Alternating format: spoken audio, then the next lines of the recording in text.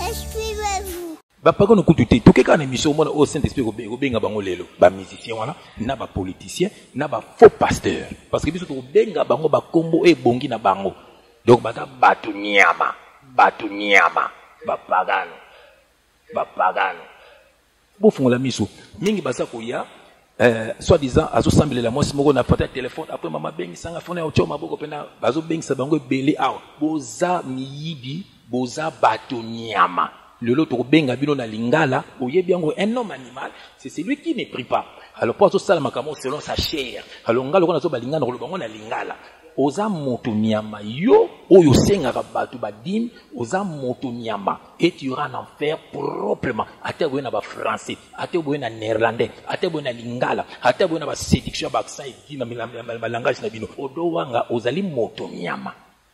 Pasteur Odo wanga mupagano. Mais mobali moko be feneya ayeka na kombo Jésus Christ to liambongo et puis ba benga ki papa ba changer ba langage ba pagano surtout ba neti ba blogo neti ba blogo ba sifem si wana mais ba tonto ba ma le talo maman olangi il paraît que yemo mtatikela mo bilamba wana bi koti wana bango tout mais bien aimé ata bino boza ba idolâtre boza miyidi boza bato nyama ba pagano. Bon, ce qu'on y est, frère Patrice Wana. Bon, de quel droit y est Azanango? De quel droit y est Azanango? Donc, makamanda visa makamba spirituel. Président, il y a ensemble, il y a musicien chrétien. Motonyama. Aza Motonyama. Un perdu dans la nature. Obunga nzela, obunga nakacha Congo. Obungi. Yozo mona minda Congo, mona au paradis. Kozoma kulandaka ba maman libo kino kubeta kozoma bomona ngonde yango bisengo mona nzambe la Bible dit les ténèbres et la lumière iko cohabiter jamais ensemble alléluia ngam ko maman liva obenga nga isa pona kino koteya ye mukolo kabila kobenga nga na kino kopona koteya ye mukolo jiba kobenga nga isa pona koteya ye nga na kokindite na kino kotambola na ye to bana koyemba ensemble bato nyama ba pagano.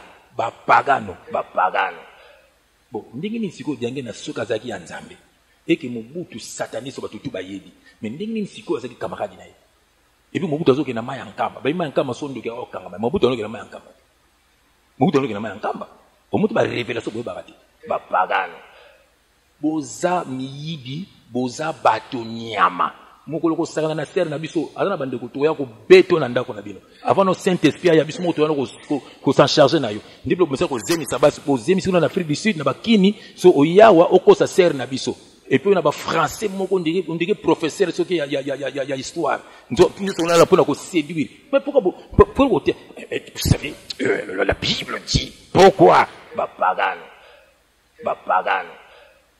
boko tika la bino na moto ko zikisa bino na bino oyanga bandeko bakolongwa bandeko nanga bazia ko sepela au nom de Jésus-Christ. Et bien voilà, mesdames, messieurs, chers téléspectateurs fidèles de cette émission, exprimez-vous avec Noli Tamboulé Sage. Bienvenue encore une fois dans votre émission Exprimez-vous en 2014. Donc, on a souhaité bien susba merveilleux sika nyonso bozali. Cette émission, c'est une émission de la chaîne Molière Télévision présentée ici en Europe par www.voiceofcongo.net. Donc, on a dit voiceofcongo.net avec Francos Chipuki, Madine London, Napeso Bambote, et puis na partenaire na biso nyonso au bebisa RD Congo Information, et puis na hôte 243 Gervais Katende et le son journaliste, et ce sont là nos partenaires. Aujourd'hui, mesdames, messieurs, comme chose dit, chose aujourd'hui aux à la fête, on a vu ça Kibino, Tokoyamba, notre frère JF Ifongue, pour la deuxième fois, dans l'émission Nabino, exprimez-vous avec Noli Tamboulé Sage. Vous êtes sans ignorer que cette émission va s'exprimer librement, kaka na émission Oyo, exprimez-vous na 2014, pe toko, memabino na makambo, et bele. Na bana nzambe lelo, en tout cas, na ba question, nyonso botunaki, na ba préoccupation, na bino nyonso vraiment bosengaki, na ndenge bolbaki, lelo bokoyo kango, à travers cette émission. Na oyo pe toko tuna te boebika nde to salaka, bon rajouter sur Facebook, Noli Tamboulé Sage, ou botinde biso na ba Twitter na ba Facebook na ba numéro de bobengaka nde toujours vous allez na ba Congo na partout nde bobengaka à travers cette émission. Sans plus tarder, je vais vous présenter encore une fois pour la deuxième fois mon invité qui n'est rien d'autre que le frère Jean-François Ifongue, dit JF Ifongue. Bonsoir frère JF. Bonsoir mon frère Noli. La santé. Par la grâce de Dieu, avec Dieu, nous sommes le plus que vainqueurs. Comme un frère à moi, un frère papi, Vita Christ. Avec Jésus-Christ, nous sommes dans la joie, nous sommes dans la paix, parce que nous, c'est la grâce. Déjà, des bamoni bazar aussi planète, les chrétiens, bananzama linga mingi, avato banda, moi le sambo, moi le yembo, ninka izalawana, pour que l'être kotara na ben déjà donc to kotara kaka. Batu bayo kasusu, moi le prière et puis to kotisu na le yembo ninka izalawana. Bon, après tout ça, là.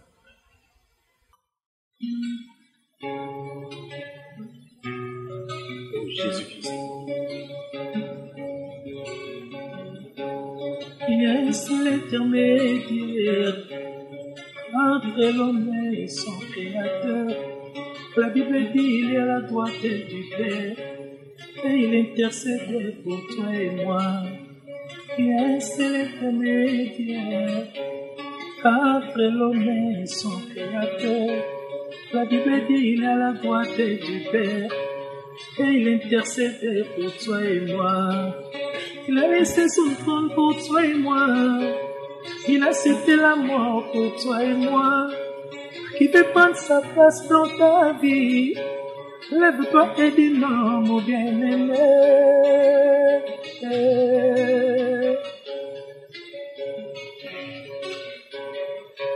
C'est lui qui est mort pour toi. Il s'appelle Jésus-Christ. La Bible dit tout pouvoir lui a été donné, au ciel, sur la terre et sous la terre. Il a dit prenez garde qu'on vous séduise pas, car il y aura des faux prophètes et des faux Christ. Ils entraîneront les brebis après eux, et non après leur maître qui est Jésus-Christ. Il a laissé son trône pour toi et moi, il a cité la mort pour toi et moi. Qui veut prendre sa place dans ta vie? Lève-toi et dis non, mon bien-aimé. Père de gloire, Papa, nous te disons merci, Seigneur.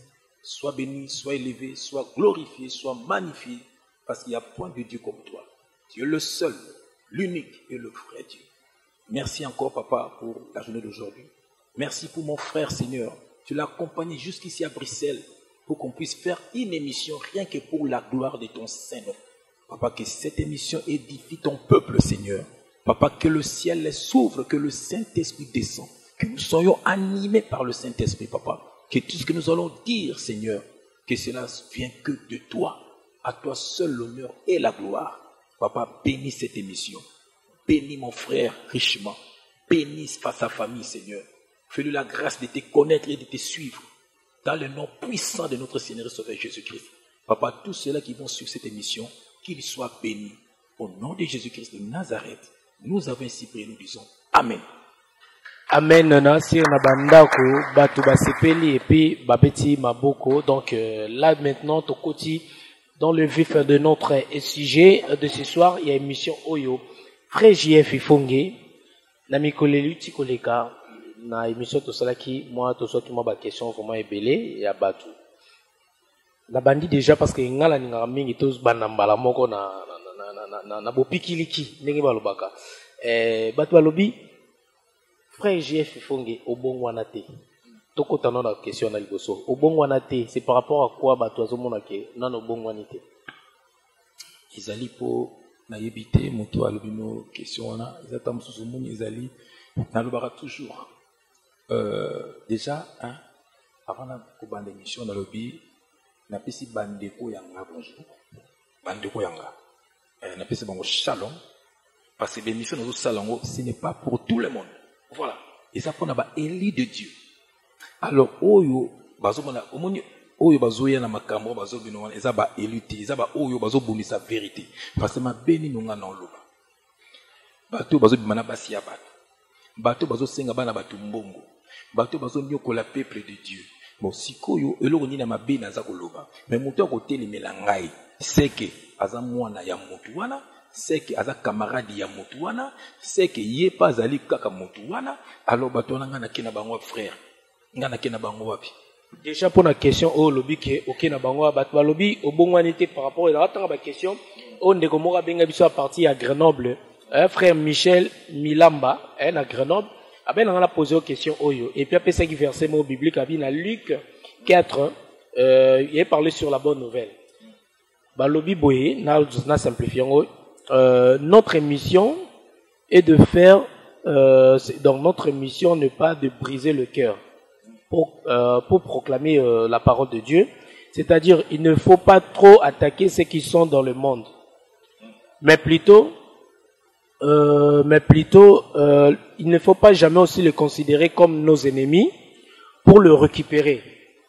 Tu comprends? Habito, toi attaquer, bah toi dans le monde, toi comme ça, moi peut comme bah ennemi n'a sauté pour nous récupérer bango. Donc, il faut plutôt créer, il faut pas créer aussi une séparation. Donc, dans la bataille, non, bah nzambete, ou bah non, Jésus-Christ comme Seigneur et Sauveur, il faut pas tout comme ça, comme ennemi n'a biso. Il faut pas plutôt attaquer bango pe non té. Il faut pas aussi plutôt se séparer na bango té. Pour non bah nzambete, sinon té bako kima. Tout lancer, c'est comme si tout lancer défi na bango. Na likambuana parce que lelo mingi yo bazomona oza ko s'attaquer. Na mingi na bateau non bah yambi nkolo lokola mokonzi pe mobiki cité. Ce qu'on a battu, on a eu comme ça, on dirait, ennemi na yo. C'est difficile aujourd'hui pour que, bon récupérer, bon, on a kaya batanzam. Au rôle, bani, pour la cambona, on dit qu'on a besoin comme la vie. On a eu une découverte, à la Bible, na psaume 1, na rotanga, na psaume 1. Je lis au nom du Seigneur Jésus-Christ. La Bible dit, heureux l'homme qui ne marche pas selon les conseils des méchants, qui ne s'arrête pas sur la voie des pécheurs, et qui ne s'assit pas en compagnie des moqueurs, mais qui trouve son plaisir dans la loi de l'Éternel et qui la médite jour et nuit. Donc maintenant qu'on est athée, il y a un souka. Bible y a bongo. Vous comprenez? Donc ça veut dire que ngai de pona ndimo le laye ngai na yini bangote. Bongo na sambela pona banane. Banano ba benga ranga. Ye bato ba benga nga tous les jours bato na sambela kana bango. Ngana passe na sala pena ba paye baza mais na memela bango bango so na zate na musaba mo na rango neti ba bisanga lumière ezate. Pourquoi message ka ozo mema? C'est comme si ozo créer ba conflit na bato na lelo ba musicien ozo benga lelo ba paye o lelo zo benga bango na ba kombonyo so lelo mwete ke oza ko créer séparation na bango bato na ba ko banga sikoyo yozo c'est comme si ozo lancer défi na bango bato na ba kozana bo bangi mingi pour que baya ko saila nzambe. Non, c'est qu'il y a lundi message nanga bien te ngai tango nazo dénoncer ba pratique na tangi bato yo bazo sala ba pratique ya mabe. Vous comprenez? Na tangi bato bazo sala ba pratique ya mabe.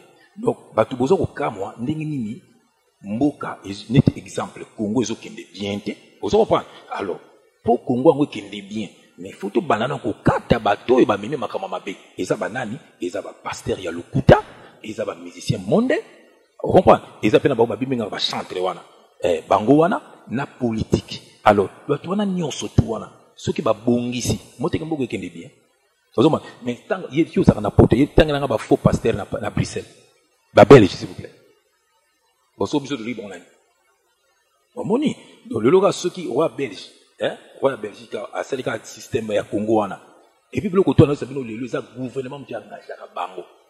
Bon, il y a Mobutu ando banane, Kimbango, camarade ne Timbango tinani, Diangena, Maya Kampa, Bangonat. Alors, ma camarade n'a été. Bon, Ndingini Siko Diangena Sukazaki en Zambie. Et que Mobutu sataniste va tout bayedi. Mais Ndingini Siko Zaki camarade n'a été. Et puis Mobutu Azoki na Maya Kamba. Ben Maya Kamba son de Gao Kamba. Mobutu Azoki na Maya Kamba. Mobutu Azoki na Maya Kamba. Mobutu va révéler ce que vous avez. Vous comprenez? Ça veut dire quoi? Donc, bateau na tout Mobutu Mtangajaki Bango. Na ba brasserie Masanga. Au moins pour endormir le peuple. Et puis le pays yango bozomo na yango. Bozomo na yango. Gouvernement donc pas que nous coûter. Pas que nous coûter. Tout que quand émission moi au Saint-Esprit au benga bango lelo. Parce que biso to benga bango ba kombo e bongi na bango. Au moins mutasambela kati ba benga na. Na Bible ba benga homme animal. Moni homme animal et ça ko finga te. Donc ce que Bible finga baba homme animal. Parce que le soto balingala, tout le monde le lingala. Donc bata batu nyama. Baza bato nyama. Vous comprenez? Donc c'est que nga nazo fingati nazo interpréter Bible. Bato na faut ba yo kanga pour ba se repentir. Mais so ba se repentir. Oh mon frère, bato na teng ba musicien na. Ba on bazo endormir peuple. Moni bazo sala makambo ba benaka makila ba bomaka bato ba musicien wana na ba politicien na ba faux pasteur. Omoni bo sikoyo iye soki aboyi na esinga na dénoncer amoni nga na mundi na nzela na modi dénoncer bato na balabala na mutali bo mate même Jésus-Christ de Nazareth esanga amoni Jésus azo dénoncer na balabala non Jésus-Christ a kota na temple azu fimbo bandi ko beta bato dans na temple na ba mama na ba papa na ba na mike na ba koko ba bazwaka fimbo Jésus-Christ. Merci beaucoup donc merci beaucoup frère Jeff Ifonge. To continuer les message à Nekonabiso Michel Milamba na Grenoble o apesa kibiso abagina tuna yo babinzamba pambola yo question à mi balé ba ndeko batuna ki balobi pona concernant ba gym o ba pesa en église ba pesa toté wana eza ba question ba ndeko na biso ba komela biso babi pona question ba gym ba pesa toté parce que eza na loi ya Moïse n'attend de la grâce. Quelle est maintenant la différence? Qui n'attend ya Moïse maintenant to comme n'attend de la grâce. Ngam n'attend omoni solo moko frère omoni ba pesa dignité. Tim eza mundo bizaki na temps ya Moïse. Natangi yoka natali pasteur moko vraiment baza nabité bato yo soki baza nani natali moko boye auti soki Afrique du Sud aye na Bruxelles asale mission moko contre nga ozomona so bino bolingi bato bongo to tika bango ozomona bien aimé botala ka bato wana te faut mona français azoloba po ndenge omoni ngana za na tina na tribune te s'il faut parler en français on va parler en français tu vois mais cette émission on fait nos émissions en lingala. Moi je suis né en France s'il vous plaît omoni mais puis surtout bana lingala donc na ko ngana tia français te pour le monde ko ba bon yo bato bana séduction bibébé bon qu'on faut séduire bana séduction à l'émission moko contre nga aza ko appuyer makamto ba tune likamba dim akoki ko répondre te ozomona mais éclaircir biso siko balobi na tango Moïse bane ko pesa siko to na temps de la grâce différence ni quelle est la différence na ko expliquer on bibliquement s'il vous plaît mutu na yawa écoute babio aya sa l'église ozomona aza mutu mo ba ti suka Afrique d'ici soki pe kini ayawa donc sur telle émission na ye produit ne longi na veste tango lati ba veste biso to lata ko na musique côté queer donc na ko sauter donc tellement mutu ngazolo ba na avimisi libumu ya mbopo na mbongo ya peuple de Dieu ozo comprendre na tele boy na français azo beanga bébé spirituel mutu ngo na tele boy na bitala un perdu bien aimé bino buto qui peut bangote pourquoi baso ko sa peuple de Dieu to qui peut bangote pourquoi et puis mingi bazo na po fongola miso mingi basa ko ya soi-disant azo sambele la mwasi moko na pata téléphone après mama bengi sanga fone ya ocho maboko pena bazo bengi sa bango belé awa bo wana ye wana na kutanga po miso ba kumuluka moko benga bla nani moko na ya tini batu ne ba finganga na numéro na ye moko le souci na bango so na tanga ka ba kombo na bango omoni pona otanga kombo na lobi akisa l'émission bi répond à JF fond tant bo tia ka mona lobi abandi ba enseignement vous comprenez tout ce que moni bino comme na mambo ba pasteur on a tout parlé non sur ba Jim oyo ba lobi ezaki na tango ya Moïse ko toza na tango ya loi ya Moïse ko toza na tango il y a de temps de la grâce. Quelle est vraiment la différence on a nyoso mi balwana vraiment tongi peut éclaircir biso on a osala bande ko na biso nyoso baza vraiment plaisir ba Diane Kialanda et puis bino nyoso ba ndeko ya Yannick Kainga mon invisible donc na Bruxelles pas juste ma TTC bambo tunanga na vraiment so ko limbola biso na molikambona papa yoka déjà dim ezalaki pratique moko ya loi moni dimo bango basengaka bato bapesa ba sacrificateur ezalaki dim oyo eza ya loi ezalaki na temps ya Moïse bon siko natali pasteur moko un sorcier ye siko ya ye alobi o frère azobo ya dim alobi dim ezalaki mamba loi mais dim ebanda avant loi donc alobi ke dim oyo Abraham tant autaki guerre apesaki Melchisedek tokotanga yango benime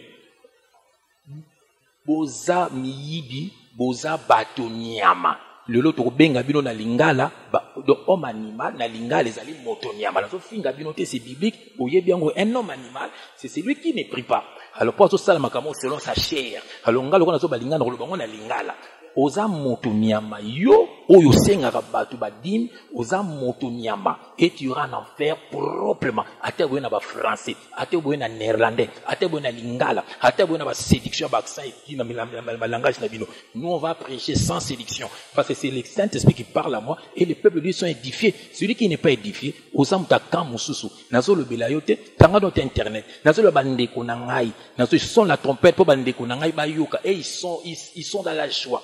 Bozo Bible na bino. Na Genèse 14, verset 17. Narutanga. Après que j'ai lu au nom du Seigneur Jésus-Christ. Amen. Après qu'Abraham revenit vainqueur des Cadéléromères et des rois qui étaient avec lui, le roi de Sodome. Le roi de Sodome sortit à sa rencontre dans la vallée de Chavé, qui est la vallée du roi. Écoutez bien. Melchisedec, roi de Salem, fit apporter du pain et du vin. Donc, Melchisedec, c'est lui qui était venu d'abord vers Abraham. Vous comprenez? Et qu'est-ce qu'il a donné à Abraham? Le pain et le vin. Ok. Il était sacrificateur du Dieu très haut. Il bénit Abraham et il dit, béni soit Abraham par le Dieu très haut, maître du ciel et de la terre. Béni soit le Dieu très haut qui a livré tes ennemis entre tes mains. Et Abraham lui donna la dîme de tout. Bien aimé, est-ce que c'est dîme oyo? Qu'est-ce que ça a à voir? Ça n'a rien à voir. Au monde où il s'agit de révélation, il y a Jésus-Christ de Nazareth. Mais pour ce que vous avez dit, vous avez dit, on a hébreu, vous avez dit, hébreu 7. Ataboke théologie, atabotangi Jésus, ngana tanga Jésus te. Jésus qui s'est révélé à moi. Ozo kama ne nobi saba verset, ozo kama. Ozo mon, bino fala boke na ba cour, bozo abi, boke na ba théologie, ngana ke théologie te. C'est lui-même qui s'est révélé à moi. Et là ozo soit bino yangwana. Ba bio yebi pe Bible mingi ta. Bon ba yebi pona bazo sko sakso bat. Frère, moninga nazalaki misia mokili. Nando mona passe pona lia. Tona mona bonzambe nzaba penga mosala na mona ka passe pona lia. Nzaba lobaki awa na mutu kino ndoko lia. Ngake ndaka kayo. Ki misise mna na buaka. Nakendaka musala. Fin du mois ba footinga ne lengi. Uzomona. Alors bango mbono à l'aise.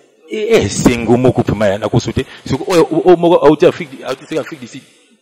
Basala ba dégâts l'Afrique du Sud encore zem ça basa aye awe pa mwana moko ya kitoko ser na biso na kotanga komba ser na biso ser prince ya ser na biso yo siko ye so moni siko so vient ta bengisi yo siko ozo siko da posa obineko ongiso sa l'église on lia mbon moko loko ser na ser na biso azana bande ko to ya ko beto na ndako na bino avant no saint esprit ya biso moto wana ko s'en charger na yo ndiplo komesa ko zemi ça basa ko zemi siko na Afrique du Sud na bakini so oyawa okosa ser na biso.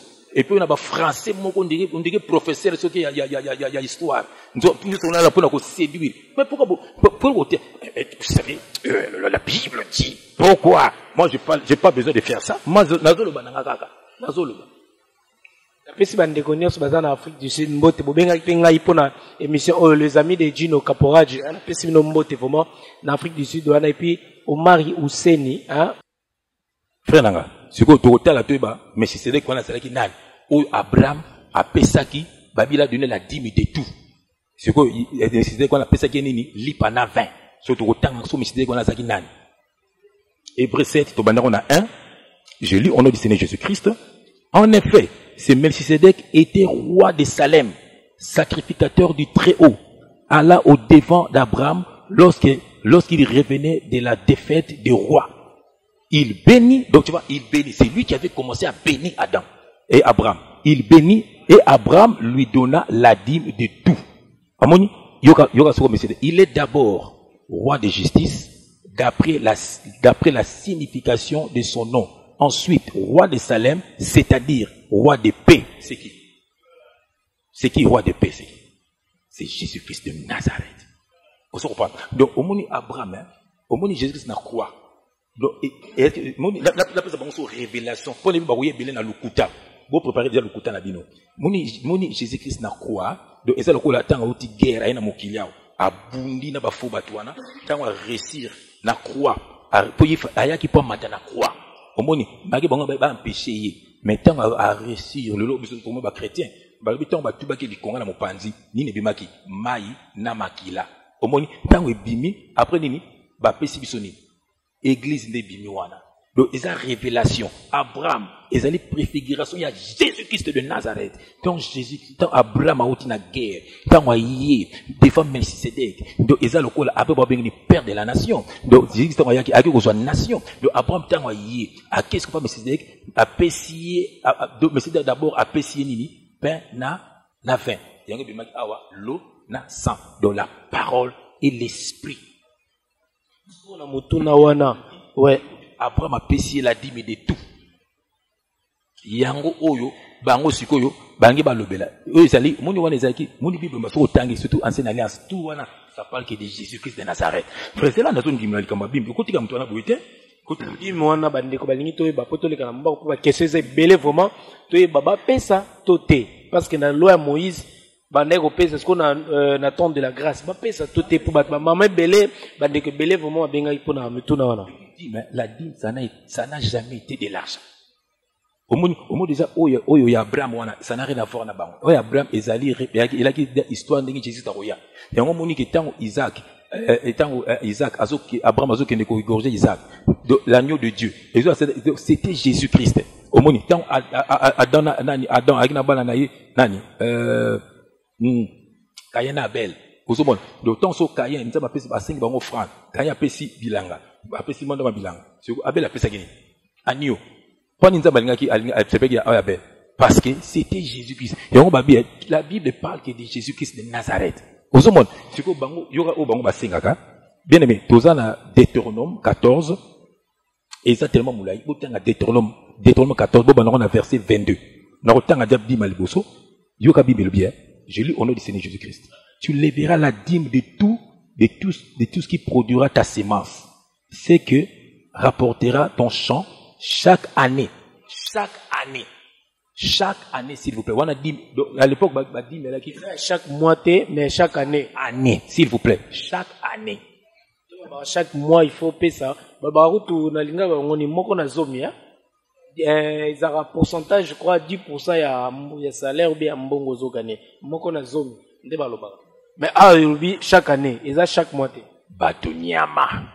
Miyibi batonyama na moka utuko répondre na kazari maona na bilambani ya soirée so pas otaki soirée so ki paye misoko na soirée donc batabo bon to kipe bango tene donc ayina mamba lukuta soki odo wanga wana donc yepina nazo lancer benda nazo bisaye odo wanga ozali motonyama pasteur odo wanga mupagano aza mupagano ozomona azana koma wana to koma vuna likamwala po asengaki débat na yo bino mibale na plateau moko apparemment ozokima be okima menga na yo calmement tranquillement mais balabaki ke ozokima omoni bato mususu moni caméra esubaka bato ebele caméra oyo omoni miso asalaki oh chef nazoya naoya yo benga na yete episo pozaki tamso bombaki pe bato ngo bayaki omoni nduye pe suka sa mobile aye pa pe suka bazana kokotsa bona plateau débat siko na bango babe okima yenenga kolenga chef ngo yeyo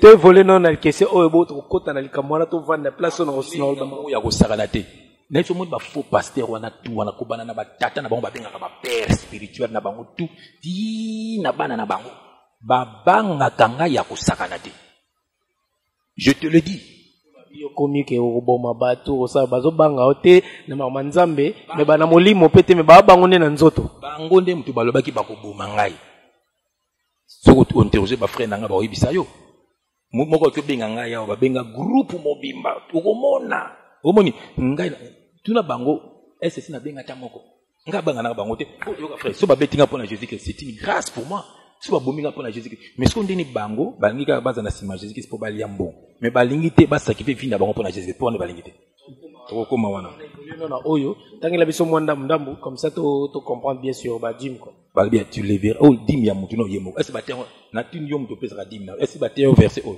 do yomoko so bango balingi bazaka na loi est-ce ba te que yomoko chaque année au que il y a 10 na yo yomoko est-ce ba te do yomoko chaque année au que il y a 10 na yo yo ka balo bien tu les verras la dîme de tout ce qui produira ta sémence c'est que rapportera ton champ chaque année et tu mangeras devant l'Éternel, ton Dieu, dans le lieu où il choisira pour y faire résider son nom. La dîme, il y aura de ton blé, de ton mou et de ton huile. Et les premiers de de ton gros et de ton menu bétail, afin que tu apprennes à craindre toujours l'Éternel, ton Dieu. Vous comprenez? Donc, peut-être lorsque l'Éternel, ton Dieu, t'aura béni, le chemin sera-t-il trop long pour que tu puisses transporter la dîme? À cause de ton éloignement du lieu qu'aura choisi l'Éternel pour son nom, alors tu échangeras ta dîme contre de l'argent. Donc tu serreras cet argent dans ta main et tu iras au lieu que l'Éternel, ton Dieu, t'aura choisi. Comment il faut dire donc, sur place à l'époque, ils sont à Jérusalem. Donc, place aux Vanda, place comme on est qui réside à Jérusalem. Tant que les temples, ceux qui placent aux Andes, les Amoulaï, au même Biloko, au Sanjango Nambongo.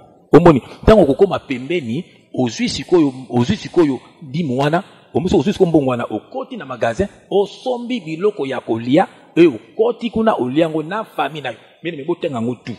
Donc, dis monsieur Zalini, on les a dit Maliboso. Est-ce que c'est yango? Te, moi qui n'en a torté, Yami Balé. Tu ne délaisseras point le Lévite qui sera dans tes portes, car il n'a ni part ni héritage avec toi. Donc, évite ça, ça peuple moko nzambe apona qui peut pas saler na temple. Vous comprenez? Lévite. Donc, Lévite so bande ko ya ko so nandako. Lévite. Et ça le coup là, famille Tambo. Tambo. Donc, et ça ce qu'on nzambe aponi niti baluba. Aponi ti batambo. Wakamlo papa, limbisanga. Limbisanga. Et ça le coup na Congo baponi niti boto tente famille Tambo. So na kata famille Tambo bango de ba kosala na kata temple. Apôtre Tambulukoki na kin ba peso ba mbote belé. Apôtre Tambulukoki famuta. Ndekono? Tambuka. Omoni siko ndenge za wana do batu oyo neti batambo baponi bino bosa na kati ya temple. Siko exemple ceux qui bosa 20. Omoni c'est pas tous les 20 des bazaki ba sacrificateurs. Omoni exemple 4 des bazaki ba sacrificateurs, les restes bazaki ba famille na bango. Po ba sacrificateur bando fana kana kati ya temple bien même là. C'est botanga verso mobimba. Omoni siko bandeko na bango o bazaki ba sacrificateur te bango bazo kende kozwela bango ba dîme pa ya bato. Moni bake bazweli bango biloko kolia ba memeli bango na temple. Vous comprenez? Au bout de 3 ans, s'il vous plaît, au bout de 3 ans, tu sortiras la dîme de tes produits pendant la 3e année et tu déposeras dans tes portes. Alors viendront le Lévite qui n'a ni part ni héritage avec toi. Donc, on dit Mami Bali. Donc, bon, parce qu'il a part, et tant que c'est bon, pour battre ce bateau qui va terre, bon, parce qu'il terrain, il n'a ni héritage, ni part, bon, parce qu'il a consacré ça dans le temple. Alors, bando, pour bando salaté. Alors, notre nous, ce qu'on passe dans le avant dans le temple, té. Omoni. Donc, parce qu'on a dit nous, donc, avant dans le temple, té. Ouais, l'église, bimi, il n'y a pas bimi, azong nanda pour l'aïe. Tam soit qui n'a pas caillou, tam soit zoraba. Bah, CPS, tam soit, donc, bah, tu m'auras le coup, mais, bah, tu m'as ni part ni héritage. Par là, au niveau de baké, bah, n'eko ba pesa, dimte. Donc, selon loi Moïse, na, les lois, na loi, autosa, et temps de la grâce, bah, ba pesa te. Là, c'est ici, hein. Ce que yoga dit, mamsou, c'est là qui. Yoga dit, mamsou, c'est là qui. Yoga, l'étranger, tout ce qui est dans la verset 29, alors viendront, on a deux Roms toujours. Verset 29, alors viendront dans tes portes, alors viendront les Lévites qui n'ont ni part ni héritage avec toi, Yoka, l'étranger, l'orphelin et la veuve, et la veuve qui seront dans tes portes, et ils y mangeront et se rassasieront afin que l'Éternel ton Dieu te bénisse dans tous les travaux que tu entreprendras de tes mains. Après, kenango, na orphelin, na étranger, na veuve. Sous batou nangana tout le monde question. Pourquoi parce que veuf? Parce qu'il y avait des veufs aussi. Parce qu'on parle, tant généraliser toujours par un mobile. Les hommes, au monde, donc, ils sont là, donc, tout. Mais Ababi, veuve. Pourquoi pas veuf? Enfin, il y a une révélation. Au monde, orphelin. Pourquoi orphelin? Parce que nous vivons dans ce monde, nous ne sommes pas de ce monde. Nous ne sommes pas de ce monde. Nous sommes pas de ce monde. Nous sommes pas de ce monde. Héritage. Mais ce qui s'attire jamais, j'ai dit à Awati. Atia batu makama mukilote. Atia batu makama royaume des cieux. Donc, tu m'as orphelin. Je vous laisserai jamais orphelin. Vous comprenez? Tous les cas question, Oyo, peut éclaircir Bisso vraiment bien que, Bapesa te ou bien Bakoui Kopesa pour ton attendre de la grâce. Pourquoi veuve? Veuve parce que nous sommes l'épouses de Christ. Il n'est pas là. Pourquoi étranger? La Bible dit, il est venu chez le sien. Les siens ne l'ont pas reçu. Mais à tous ceux qui l'ont reçu, il a donné le pouvoir de devenir enfants de Dieu. Les étrangers. Donc, ils ont ma révélation, ils ont ma enseignement, mais il faut que ça, les là-bas, tu vas comprendre. Donc, au moins, ils ont des logos, au moins, ils ont fait ça, ils ont Malachie 3.10, ils ont la loi. Ils ont la loi où amener dans la maison du trésor. Bien aimé, la maison du trésor, ils ont temple, pour qu'on atteigne, ils ont été pour tout sauter, mais ils ont enseignement, ils ont fait ça. Ils ont une nouvelle alliance. Kuna babi na batu na Malachie 3:10 amène dans la maison d'Éternel au moins ndenge akofungole la bino les églises des cieux. Au moins on ezaki bango parce que bango n'ont pas connu Jésus-Christ. Il faut que tout qui n'a beaucoup c'est vraiment pour la question ils vraiment belé. Ouais, tout qui vraiment n'a beaucoup c'est entre-temps vraiment le roi frère JF il faut ngazoluka donc to bosanité to pesi batu nyonso Emani Mateko na Maroc bande ko Maroc na pesi bino ebele bambote vraiment sika bozali donc Emani Mateko na Maroc donc Doudou Lukau l'engin entrepreneur toujours continuer toujours ba suggestion na bino bo pesa ki yango après j'ai fait fonge moi na lomba ko question vraiment ezebe amen bien aimé tela siko yo osana ancienne alliance osana nouvelle alliance yoka a moni kuna ba bango so ba pesi biloko kolia na ba sacrificateur nde ba ko fongolela bango les églises des cieux. Pourquoi? Parce que au moins bazo comprendre et puis la maison de Dieu lelo oyo eza sous temple wana bâtiment. Pourquoi Lévite? On a pas de révélation. Pourquoi Lévite, en devant la sacrificateur, en devant la temple? Le roi David a dit, et j'habiterai dans la maison de l'Éternel jusqu'à la fin de mes jours. Vous allez comprendre parce que dans la nouvelle alliance, temple, est-ce que vous allez nous autres? Yo, ce que vous avez esprit. L'esprit, nous avons la temple. Yo, vous avez sacrificateur. Vous comprenez? Il y a un sacrificateur, en devant la temple. Le temple, les alliés.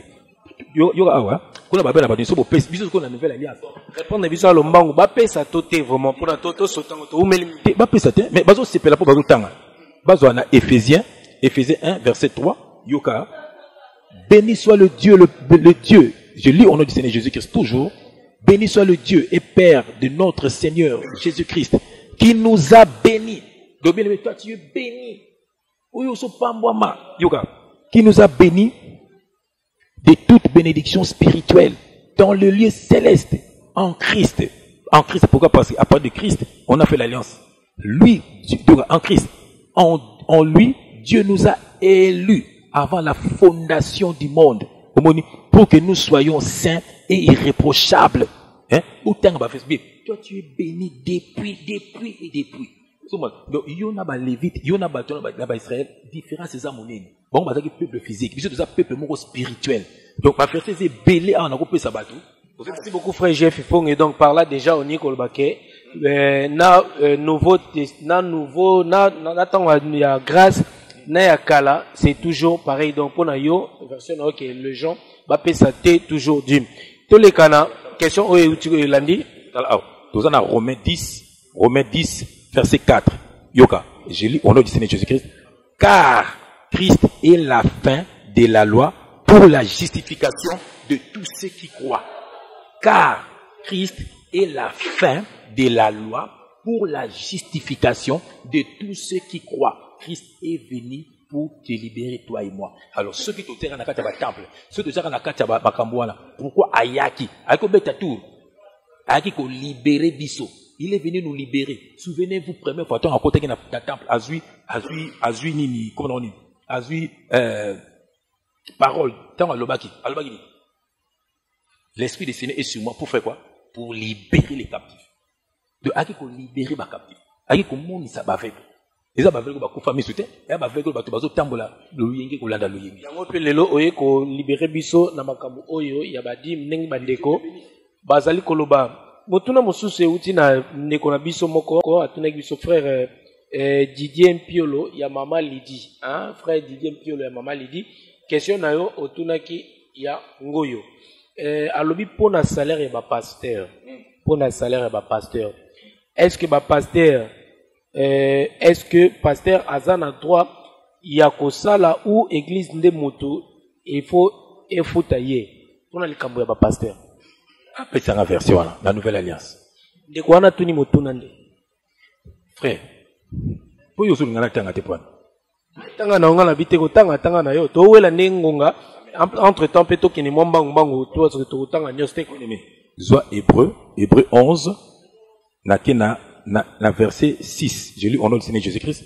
Or, sans la foi, il est impossible de lui être agréable. Car il faut que celui qui s'approche de Dieu croit que Dieu existe et qu'il est quoi?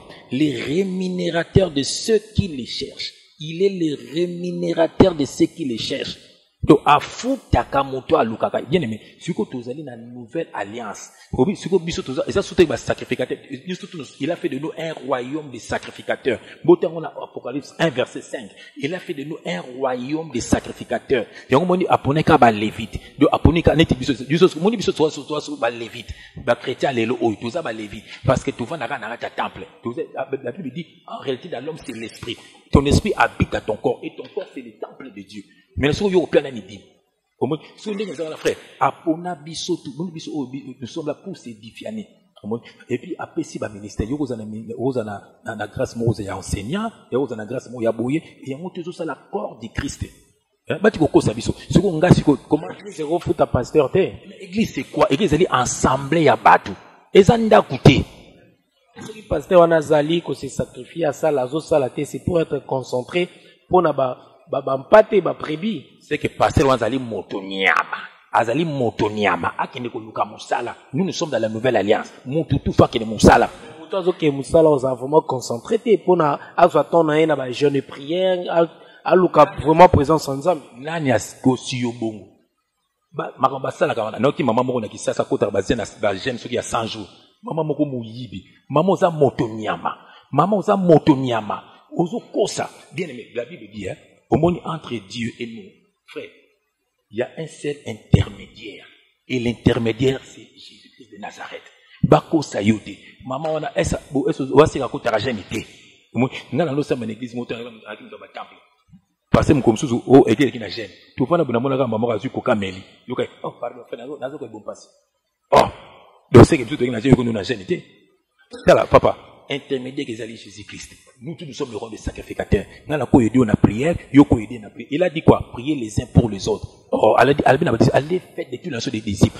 Allez construire des maisons. Allez faire. Nous avons côté le gène. Yoko côté la gène. Alors, où est le problème? Pourquoi l'apôtre Paul a dit, ceux qui m'ont dit que qui soit anathème. Il y a un apôtre Paul, apôtre Paul a dit côté. Et puis, merci beaucoup Bandeko Bozolanda biso moi mongongo eza moi malamu te yebika ba grippe toza na hiver toujours donc voilà toujours continuer. Donc lui Paul akenaki na Rome aluwe ndako oya bando vanda ndako na ye bando vanda azo recevoir batu azo teya bango bokonzi ya likolo babi sans obstacle ezateke avant de bango opie mbongo te lobi te propriétaire aux porte frère so bateau bakena li fait. Et c'est bateau dans l'église. L'église ali batu. Batu ko ça batu. Mais bonjour kata sonité. Surtout bino basa batongo. Et puis basa na bino de ba vérité na bino. Hein? Mais obali moko be feneya ayeka na komba Jésus-Christ pour liambongo et puis ba benga papa ba changer ba langage. Oh, ngaza na besoin changer langage. Ngala zo loba nga bon. Hein? Mais que nous ta image nga kala. Tant zo loba. Bon, si parce que vous avez tout séduire. Maintenant, nous séduire nani. Moi, j'ai pas. J'ai entendu séduire nani. Jean-Baptiste a fait un séduire nani. On a les cambo déjà au polobi au toko ta la question comme sous ces ils ont rimé par rapport à ça. Bato au bakenda l'église parce que toi qui mis aux autres télémobiles qui non bato bakenda l'église te bato basala boy bato bakenda l'église bandeko toujours de babenga ki est-ce que ezama beto malamu bato bakenda l'église parce que toi après balbara mingi église eza motema moto mais ils a peut recommander église balbi place au bato mi balemi sat basangani pe yango pe ka eza église bato bakoti kala raté na bandako bo po mutsazo kende église TP basangani te eza mabemi yozo loba ozo pesa message mingi bato ba kende église te elo ni ko loba na ko kende église eza mabe to eza malamu frère Jeff Fo na kotanga verset mo awa je lis au nom du Seigneur Jésus-Christ nazana na 2 Corinthiens 6 na bandango na verset na ko bandango même verset 14. J'ai lu au nom du Seigneur Jésus-Christ. Ne vous mettez pas avec les infidèles sous un joug étranger, car quel rapport y a-t-il entre la justice et l'iniquité? Ou qu'y a-t-il qu'y a-t-il de commun entre la lumière et les ténèbres? Quel rapport y a-t-il entre Christ et Bélial? Moni, ou quelle part a le fidèle avec l'infidèle? Quel rapport y a-t-il entre les temples de Dieu et les idoles? Vous comprenez? Car nous sommes les temples de Dieu. Nous sommes les temples de Dieu. Vivants, comme Dieu l'a dit, j'habiterai et je marcherai au milieu d'eux. Je serai leur Dieu et ils seront mon peuple. C'est pourquoi sortez du milieu d'eux et séparez-vous, dit le Seigneur, ne touchez pas à ce qui est impur et je vous accueillerai. Bien-aimés, sortez du milieu d'eux. Quel rapport y a-t-il entre les temples et les idoles? Et c'est quoi les idoles? Pasteur Nabiso, église Nabiso, tout est baminda, au comme quoi adorer, on doit pas n'ayo surtout bah dès que bah si fait si wana. Mais bah ton bah le talo maman langi, il paraît qu'il y a mon article là-bas bilamba wana bibi koti wana bango tout, mais bien aimé ata bino boza bah idolâtre. Mais ce qu'on va tenir bino quel rapport y a-t-il entre les temples de Dieu et les idoles? Bien aimé, Dieu est esprit et il faut que ceux qui l'adorent en esprit et en vérité. Est-ce que toi tu l'adores en esprit? Est-ce que toi tu l'adores en vérité? Déjà quand on dit en esprit, donc c'est le goba mon a raté. C'est quoi au moni angwana? C'est quoi ton yozoba ok wapi? Au moni ok wapi? Yoka tout tangi verset mosusu dans 1 Corinthiens 16 yoka verset 19. Natangi na comme Jésus Christ. Les églises d'Asie vous saluent, Aquilas et Priscille, avec l'église qui est dans leur maison. Vous saluez beaucoup dans le Seigneur. Les églises d'Asie vous saluent. Donc, les églises d'Asie. Donc, santo, chrétien d'Asie, pécifique nombre. Pour la version de la Bible, parole courante. Pour la autres paroles de vie, sur autres temps, on a besoin de changer, besoin de nimbola, besoin de simplifier français. Chrétien d'Asie, pécifique nombre. Ah, Akila, c'est presque des années bateau. Batumo balobi, na message moka wana na okata ote balobi, ana, azwaki Samuel wapi. Na libanda, to na kati, il y a église toujours. Babi tout temps on a 1 Samuel 1 19 à 18. Mais au moins Samuel, il y a un ngi bino pe boye ba parole bande ko nga ba journaliste papa. Oui, barango mais awa quand on vient, on peut pas kozala et le quoi ni toza la neutralité, toza pona bande ko na bato pe ba. Il faut ça y est, mais Samuel est en la loi. Na loi nde bando ça la temple. Na loi nde nzambe moto ordonaki na Salomon ça la temple. Mozol ba l'église est-ce qu'il y a tant de la grâce. Hein? Autant les églises Aquilas est précis avec l'église qui est dans leur maison. So bango bakina li felo. Donc Aquilas est précis quoi? Bato mingi ba comprendre la parole, note faut pas comprendre que yo makambolo ba mingi et ça ya époque kalate mais il y a tant de la grâce. La parole nangate c'est la parole de Dieu. Toza ki na loi, siko toza na grâce. Siko ndeni bino bote na loi. Bon yoka. On soza na le bango to soba na loi. Yoka. Bon, est-ce que tu n'as pas dit moi là? Tout le temps, il Deutéronome 14, verset 22, est-ce que, il y a beaucoup de l'aide d'Ibnabino? Pour la membre de l'église, basambela wapi frère chef, il faut. Batu bava na bandaku, basambela. Non, na Romain 28, babini. Paul, akendaki na Rome, azuinda kwa zo fute la zo yamba, batu zo te ya bango bokonza likolo. Tout le temps, awa, avec l'église qui est dans leur maison. Pourquoi dans leur maison? Mon église nous construisons un bâtiment. Est-ce que bâtiment la gatanda? Donc église est communauté à bâtu. Na lingala babingo kintwadi. Na kikongo plutôt kintwadi. Na lingala lisanga. Oh, en français ensemble. Voilà. Donc ce que bango mon babi est l'église qui est dans leur maison. Donc ba chrétien bazana ndaku na bango lisanga wana. Donc makamanza jamais ko sangisa yango na mokili oyo. Jamais biso tozana tango ya grâce. N'attends esprit. Parce que la Bible dit nous vivons dans ce monde, mais nous ne sommes pas de ce monde. Est-ce que dans l'eau, balbaga na bango bongo? Yoga papa. Siko biso awa. Le yoga makambo eza l'école et comme awa na église na bino, vous avez ba carte membre, vous avez ba protocole, vous avez bien organisé. Donc ezali batmo ba sero na maboko na bango. Et Dieu n'est pas là. Dieu est esprit. La Bible dit il faut que ceux qui l'adorent en esprit en vérité. Est-ce que bazo adorer en vérité? Déjà yoga ba chante na bango bazala ba répéter ba nzembo to beta dimanche nadia ba yebi ndenge boko sala hayebi ki na bino hayeba nzembo to boko yemba ozoma nadia ba yebi frère c'est ça en esprit en vérité au moins biso tonto au moins biso so mokolo ya okuta balanga nzembo ça déjà frère papi bi ozaki na zaiko ubo benga papi cocaïne Tako beaucoup pesa mwana bato kitoko cocaïne, mu diable pour détruire mwana bato. Papi tombe, un bel homme dans le Seigneur. Pour moi la vitatrice n'engenza ma vie c'est matama. Merci frère Jeff Ifonge, tozo comment ça. So yo kande frère wana ando boaka na zaiko. So ya ko yo katango biso to sala adoration. Ya ko katango biso to sala louange. To répète akate. Yo to yega bo. Tu m'attends to yega vet, to yega maman ba. To bandi na biso. S'improviser. Eza makama molimo zo pesa banze toujours. Yo ka chaleur. Yo ka koyema. Merci beaucoup frère Jeff Ifonge bandeko, donc tozo continue toujours l'émission Oyo, donc pour souffler un peu na frère Jeff Ifonge oti koloba c'est vrai to kota lisubo tikala toujours branché parce que to kota siko na makambo ya kafu o boyebi vraiment ko kota pona tolo bela makambo nyo seli koleka. Quant à moi na bazali vraiment ko pesa mbote sou na bateau vraiment ba soutenir émission Oyo Papi Kaba Kiriko Papi Kaba Kiriko na pesa mbote vraiment na Hollande escali Alexis Yamamoto, donc babi l'homme des fondations mon vieux. Et puis na beau sainte babi Wassam Diakota, donc Palme d'Or bambo tenez belé pas juste ma TTC pour moi général Grand Nkumbu.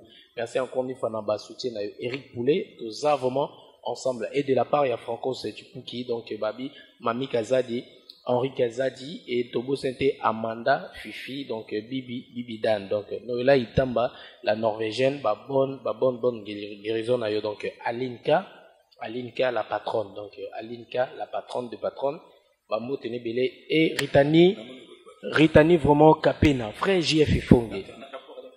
On va avec nos messages pour continuer. La banque le patriarche Abraham, la banque mon Isaac, la banque Jacob, la banque le prêtre de Jésus-Christ de Nazareth. Il y aura pas de Merci beaucoup. Papa, il n'est pas coufa. Papa, gano. Bon, comme nous sommes dans la lingala sous Bapagan. Kasi pas na lingala mupagano. Tiko o manimande la lingala motonyama. So nazo ba bande ko nanga o bazana na banda nzabe tete. Nazo ba bato ba osala misala nzabe mabe. Ozomon. Donc bangole baza ba pagano bato nyama. Vous êtes là pour détruire le peuple de Dieu. Mais beaucoup kokate. Vous détruire bande ko na bino moko. O Bible lobi ko ba biso avant ko to mokili salima l'église. Oh biso boy ba kinza maso utiliser bino pour te bana na ye bazala mo mkiapa ko longola bango. Ninga sa moni jida. La Bible dit que ça a fait 12 disciples et la Bible dit l'un des était un démon. So Jésus c'est pas attaquer démon katina ba. Parce que démon ne fallait pas mener na croix. Dès qu'on moni que bino boza wana, yango bosala ke biso le to koma boy. Pour bozo combattre biso. Merci beaucoup frère Jeff. Il faut qu'on a continué sur la Bible PC vraiment Calvin Ntionza, donc Ntionza na PC mbote vraiment il y a na Lorette, donc Calvin Ntionza il y a na Lorette, madame Calvin, donc il y a na Lorette bambote nobelé et puis Boys Light, donc musique Paul, donc na Belgique wana. Frère Jeff Ifonge, maintenant to continue makambo etali susu basale nza mikolo tu koleka to moni makambo ya apôtre Mukuna. Oyo frère Patrice Ngoy Musoko avant disaki ndeko na biso Matus Samuel na makambo to ebe tambola ki c'est vrai na internet pona likambo wana na compte ensemble ya ba musicien ba vandisi Matus Samuel to moni pasteur Mukuna atomboli to alongoli likambo wana epa ya frère Matus Samuel. Confusion na lelo nde to baka chercher le monde. Je l'ai trouvé dans l'église, mais l'église dans le monde. Confusion lelo oya longoli, oya ya zongisi. Mais quand peut qu'on éclaircit biso par rapport à l'ikambwana. Nathan a versé moko. Parce que moi je suis un serviteur de Dieu. 1 Thessaloniciens 4, verset 3. Je lis au nom du Seigneur Jésus-Christ. Ce que Dieu veut, c'est votre sanctification. Ce que vous absteniez de la débauche. Nzambe loko alingi biso totambola na semo la sanctification musika ya masumu tokabala na masumu tokabala impudicité tokabala na makambo kotonga tokana na mabe zomona batu wana ngana lobaki yango déjà ki baza ya Nzambe te déjà ye munano bon ngabondi bozo ba atotanga bakombo yo mto tenge bakombo so nazo répondre natanga pena koma mutu frère Matusa moi tanga pe bakombo c'est pas grave voilà bon siko ye frère Patrice wana bon de quel droit ye azanango. De quel droit il y a Zanango donc makamanda biza makamba spirituel président il y a ensemble ya ba musicien chrétien motonyama aza motonyama un perdu dans la nature obunga nzela obunga na kati ya Congo obungi yozo mona minda Congo mona au paradis ozomona kulandaka landaka ba maman libo kino kubeta ozomona bomona ngondi yango bisengo mona nzambe. La Bible dit les ténèbres et la lumière ko cohabiter jamais ensemble. Alléluia. Ngam ko maman liva obenga nga isa pona kino koteya ye mukolo kabila kobenga nga na kino kopona koteya ye mukolo jiba kobenga nga isa pona koteya ye nga na kokindite na kino kotambola na ye to bana koyemba ensemble. Bato nyama bapagano bokino koyemba botina ngala bato mino bino tribunal bino boza batase but namoni mutu mwa lobi azani ndoki otalete asale mission lobi ya okene royaume du sud pour ozane na moki ozane na se mais bon rejoindre oui nga na félicité parce que lobi papa na ye alobi ya okene na ye na matadi kibala botal alobi ye okene na ye likolo te ya otika na se azane na se alobi yango mais ce que bino pas bobo la net pour la vérité likambwana eza mabe to malamu vraiment éclairci bande komi ba benga pona likambwana bayiba eza makambo na bango ya batu ya mokili na Dieu n'est pas dans des organisations d'hommes frère. Dieu est esprit. Ozo mon frère ba makambo na bango ndenge ba yuka na makambo na bango ata vandisier ata télémisier bango na bango frère nga na lobi susu nga na lingaka batu wana ti je le dis haute voix omoni batala akotia na kata synagogue namoni pasteur moko lobi mes frères nazo apesa ba kende l'église yokai apesa ba verset mo akala mais si za kota ki ba temple si za teki na ba mais c'est normal. Moïse c'est la préfiguration de Jésus-Christ. Moïse abutamaki nzambe tasaki na bonzambe na kula na ndako Pharaon toye ba makambo ya Pharaon après bimisa bana peuple didi na maboka Pharaon opesi apôtre mukuna opesi olobi que dans la raison nenga pesi matu Samuel suspension alongoli yango c'est alongoli suspension à levango naza koya wana yango pe Jésus abutamaki sous la loi ate pe na ba synagogue ate pe na ba temple toi bimisa peuple dédié so ba bisanga to Jésus abetaki bato fimbo ateki suna temple ni c'est église na si atonga wapi na mboka ni batonga ba priki batonga wapi moni des païens ba pagano bato nyama tozana bino awa frère et puis na lobango toujours moni tango na bato so bazo ko loba wa moni tango libération ko ya frère moni esprit bien ba faux pasteur wana to o ba iti na poto awa bazo kanga ba peuple de Dieu toko déloger bango toko zongsa bango soki wapi il y a sauté de bapel mimi na ba forme ba congolais peut-être tala bien les hommes ne ba zapena forme mimi ba congolais siko na ngene solo moko omoni mutu lokola bato tangi wana pasteur Mukuna Matou Samuel na Patrice je le dis à haute voix ils ne sont pas de nous omoni frère ba kende ko juger makom na bango ba me manga na tribunal na bango j'accepte mais nga tribunal na biso ezozela bango oya biso ezozela bango avocat na biso azozela bango avocat na biso ba yebi azozela bango bango bana ba avocat na bango awa bana ba tribunal na bango awa alors ba salela yango ba benga bango frère makam na bango pendanga nda makam na bango vraiment frère ba sango bango na bango déjà eza vraiment loko mo vous mona siko na bino peuple de Dieu obinini ba sambela ki continue ba prier la makasi ba caméra na Bruxelles partout wa continue moi je suis beli siende siko azenge ni bien na boloko siko pata prier à beli frère en tout cas bino hein et puis na un message na continue si tu es de Dieu réponds-toi fukama singa bolimbisi tala tozana makambo belé ya continue toko loba tona bato baza prêt ya ko loba makambo ya continue ozomona et puis bato bazo kotele ba yebi na bango hein frère ozomona mais sikoyo balingi to loba te bangi bo moka vérité bon vérité pour peuple de bazala ka ba ignorant na sima na bango boko tika la bino na moto ko zikisa bino na bino oya nga bandeko ba ko longwa bandeko na nga bazala ko sepela au nom de Jésus Christ frère bato wana vraiment question na bango mokolo okutana na bango okutaki na ndeko Patrice na mo okutana ki na ye fala ko tuna ye question yem tanga anga répondre bien pour yena bango bana mokili omoni obi na landaki ba Patrice ouais ensemble oui kaso okutana ki na ye voilà kasi fala ko tuna ye nikambo na matusa yaza na po azaka na ndeko na ye et puis azana mokili yena bango bana mokili ngaza na mokili te je suis ici mais je ne suis pas d'ici.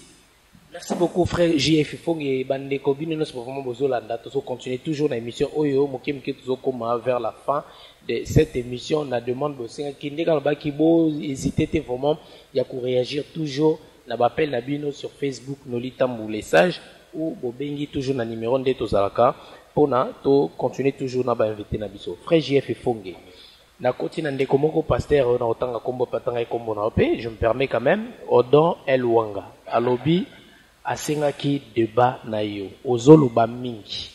Ozoloba trop. Mazana besoin ya ko affronter yo boye ngana kati ye mopandi bo parler sur la Bible parce que moni oza ko sakana mingi, o s'amuser trop. Aningi bo sala débat na ye. Pourquoi ozoki ma débat na ba pasteur oninka ko lobara yo mobo mais pourquoi ba bezo kima so ba bengi ozo kima mais nga pe na zo comprendre so na bengi na zo mbala moko moko tu seko tu na zio to rappela ngai siko to lobani pona likambo so tuna yo do wanga sa benganga zong c'est les réponses lobani est-ce so benga frère JF tuna yi nous sommes avec une émission très agitée pour ndekonaye akendaki ko finganga ndekona lobi n'importe quoi konena mais soleil wanga oui nakombo ba kombo na été au moins ki mino aleka pe pa na bino voice Congo asaki mission moko lobi n'importe quoi na kombo na ngai ekamusinga alonga na yesko ko zongi se na nzela na ndenge ya Bible yesiko yesika azaki serviteur de Dieu a solo ango benganga au moins frère JF bon tala bozomo mais ye ake ko kotela ndeko na ye ok ndeko na zano mu pagano do ye pala sika zano mu pagano au moins que le salut est individuel. Et ça, c'est que ce que yambeli nzambe, il faut famille na opinion, c'est faut yambela nzambe. Le salut est individuel. On a tout côté na débat mosusu. Ozomona, na so bande makambu ye tinani na ko lekele émission. Alobi n'importe quoi après de la contrôle, après si ba verser moko obi ke na ba atana ba passer là on peut o bazala kwa ba miyibi. Ba seki na ko seka. Alobi Jésus tango alobaki na batu ke tango alobaki na batu nini. Ba appeler personne père sur la terre, aloba lobelaki bisote. Côté on va bien appeler personne directeur alobi o bon na musala benga mutu directeur te na musala ozomona mutu moko boye donc un mot pagano tout fait ozomona un mot pagano tout fait donc siko Jésus azoba anoba mama mokilo azoba mama musala azoba mama nzambe aba mama nzambe frère ozomona donc mutu abongo nazo pena apesi verset na Apocalypse o Jésus azobeta na porte fungole albi on est église ok voilà so tengi yango azobeta na motema no fungola bon mutu bongo azo divaguer na ba parole moni poni batomba na biso baba siki olobi nini pona débat parce que bat ba mono leki yo moko pe mingi olobi mako mingi ce que bat bazana besoin il y a débat yo vandi ningo vandi awa na droite ou soit na gauche ou changer pour ba yo ninga mingi droite ou sous na gauche peut-être vandi ce qu'on a besoin ça débat sur la Bible ba e basiko nani vraiment ko ramener peuple de Dieu déjà on se le moko omoni mabe moko eza na biso ba congolais congolais ngo tanga te ya omoni batu so bazolanda batu wana eza batu balinga otanga te ozomona parce que batu na baza batu moko baza ba séducteur tala moko na biso au Afrique du Sud ya mobile ya sœur na biso prince faut yoka français faut yoka accent faut yo donc moi pour nous sonaka pour égarer peuple moni ba ine loko moko boy ngana ko sala ngote surtout ngani ndango tanga verset moko awa na Romains 11 verset 4 je lis au nom du Seigneur Jésus-Christ mais quelle réponse Dieu lui donna-t-il? Je me suis réservé 7000 hommes qui n'ont point fléchi les genoux devant Baal. Nous avons 7000 hommes. Abomi. Dans le bafuka mele mongunati. Alors bango bafuka mele banguna, batie bazim na bafisi, nazana masuna bango tu ba petit ba talimisanga. Batwana nyonso. Nazana basolo na bango. Donc lo bango luka. Moto on va na débat. Pour aibi na za faux. Ozomona, aibi gaza faux. Donc ema mama ngoloba. Aibi na nukaza faux. Donc bango bazo luka na moyen nyonso ndeni bakoko isanga. Omoni soit ba luke loko moko boy soit ba koselange loko moko boy. Donc ils sont prêts à tout faire. Omoni ndenge bazawana kombo nanga ezana ba loge na bango. Kombo nanga ezali na ba monde banga ténèbres. Kombo nanga ba côté lango ba gêne. Kombo nanga ba salango ba sacrifice na ba cimetière. Je te dis vrai. Nzaba la sango on polele boy. Zoma mais bakamaka c'est une mission. Yi wana ko. Wa kondite. Zoma te biloko na bango to. Net no vete na santa rango. Tant bo beta na butu la Bible dit les justes sont souvent atteints. Mais l'Éternel en délivre toujours. Dites amen frère. Dites amen. Parce que Paul ne s'appelle pas na yo ba ko combattre les ananga mais ba mo na uzanga nolita. Ba combattre ngate. Pour ba ko longa pété. Frère, au moins temps uzanga c'est que le fait sala. Comme ça besinga ko sala. Il a Luc 10:19. Voici, je vous ai donné le pouvoir de marcher sur le serpent, sur le scorpion et sur toute puissance. Donc rien ne pourra venir quoi. Moi qui étais Bible. Si vous tournez au moins je vais se passer dans Luc. Bon, Jésus ko moto tengi odoana alobi. Te wana balabala ki bisote. Wana balabala ki. Yi aip sanga verset balabala ki. Batenga na kombo nai. Omoni, ok, nous sommes la parole de Dieu, ils ont édifié biso. Omoni, frère, moi je fais partie de la race des vainqueurs, on a malongoli, namolili. Et non race de vipères. Que Dieu te bénisse. Moi, le plus c'est bon, si on a le droit de fingi, nous l'avons fingi, race des vipères. Ah, mon, on le va bien. Dis que Dieu te bénisse. Race des vipères. So, bah, on souci na bango ba vana nanga. Mais pour ngaza besoin vana bango di. Balinganga, dès que vous êtes na motema balinganga. Surtout nanga ni, na motema na bango so balinganga. Moko abisinga le bien, mais naza na besoin na foi le kola ya yo. Mais comment ça la pour na foi wana? Surtout nanga ni, siko bango tellement que ba baby siningi. Ba tebele balandi bango. Alors ba orgueil na bango ba se repentir ezati. Batikali ka bongo. C'est pas pour nous combattre. C'est pas combattre ngana ba verset. Ba lukelanga verset où Jésus-Christ atongaki église bâtiment bâti ba brique ba mire ba coulé. Ala kisanga ezate. O ba porte ba tongi ba brique ba sombi terre ba brique ba tongi ezate. C'est les corps de Christ. Bozani bo sangana na bino. Bo sala makamtu bo lingi. Bo lukangai. Déjà ngana lukana na bino te. Te banga na bino ngana boy na bino te. Mais boza ba te lukuta ngana na sala débat na mutu. Mon ngalo na lukana débat. Ne so vérité. Na lukana sala débat na ba tu bango ba benga batata. Parce que nous avons débat dans le wanga, ils ont un impact. Ils ont reçu la place à celle là. Nanga, mais nanga fait na sala na ba mutumbu kalombo. Donc on a vendu mutumbu kalombo vendu. Lelo bimi comme na ba niveau mutumbu. Ba bio zapi bébé spirituel. Non, qualité. Au moins il y a bébé spirituel. Faut y ko la na Bible parce que oyebi Bible te frère JF fonge ne ba ndeko bazoloba. Yo longwe mamona ba niveau ya ba frère en Christ même goto ba to ba tema na porte ni mamo koto ken likolo. Moi, je suis un Jésus-Christ. Tant yaki, akuta ki ba Jean Baptiste, akuta ba tutu wana. Kutu kote mo ba bise ba minimiser. Et c'est bon ba bien. Ba ba bise biso pe na so Abraham. Et c'est bon avant qu'Abraham azalanga na salaki. Donc frère, c'est le Saint-Esprit. Bon, awa tango Jonas ba bengi kende. Ah Moïse tango ba yi ba le kende. Frère, au moins ba tuana toi, et ça ba tu moko ba zo ko sabino. Et pas Nzambe, frère. Et elle meto tanana, tunanga. Yo so tan ozam kolana, yo za na 50 ans. Yo ça na 50 ans. Bon. Net il est qui n'a pas 28 ans. Bon, so comment yo lingi ya bano sambela vayo. Yo ça mukolone nanu o bandi o sambela. Yeta bando benge bébé. Non, mutamta panza bazana tana ye, c'est biblique. Babi ba minimiser bino bongote. Babi les plus grands seront les derniers. Kala, et pas nzambe zale. Bako bengo le frère, o sele makambo ko leka ba tuno so bazali boso. Ezali appel. O moni porte waye. Botana na koma binkolo.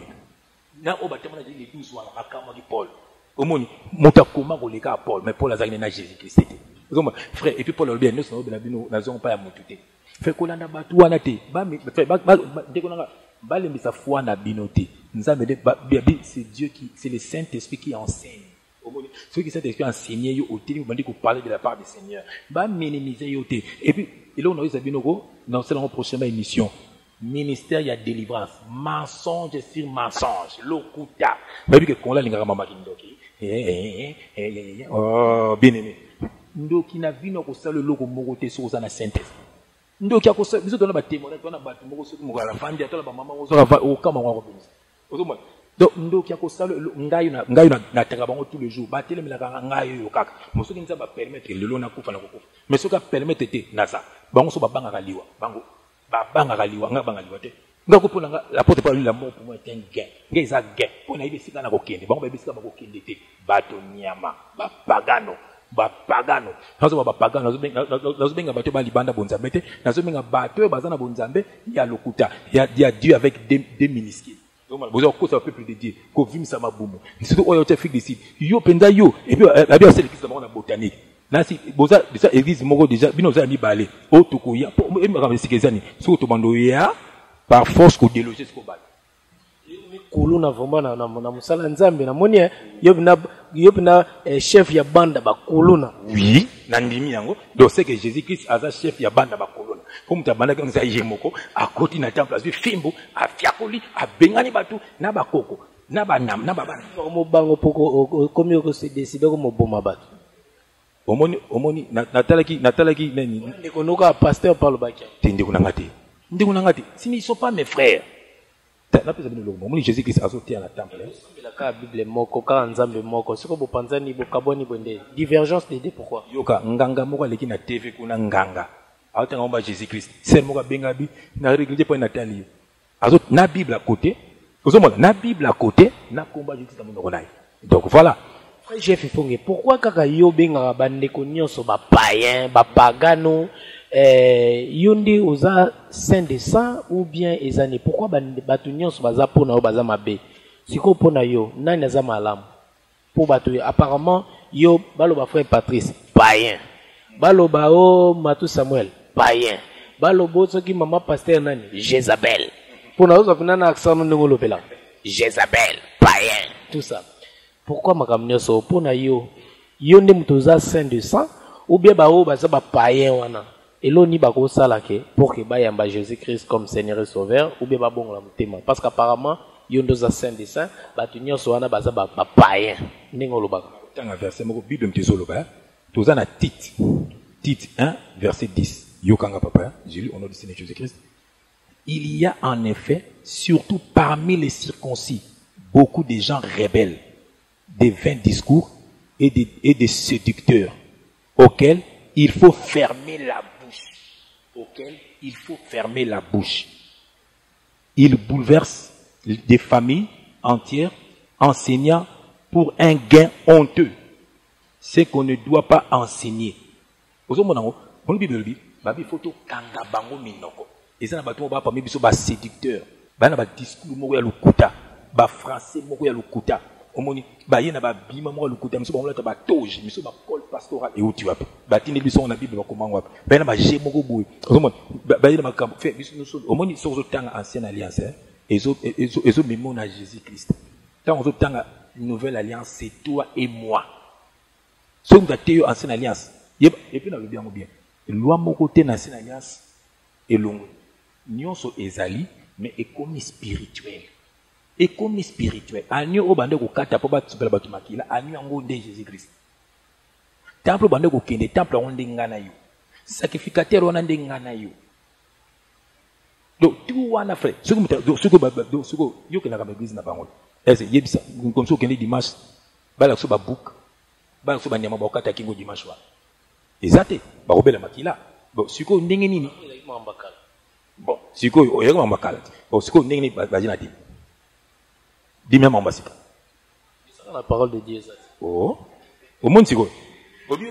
Merci beaucoup, Babi Landry Bissidi, Azakolanda Bisso, Landry Bissidi. Nous sommes arrivés presque à la fin de cette émission. Exprimez-vous avec Noli Tamboulé Sage. Merci beaucoup, Nabande Konyosobo, Landi Bisso, vraiment. Naba pasteur, tout le monde entier, n'a pas signé mon pasteur Kokolo Nzambi.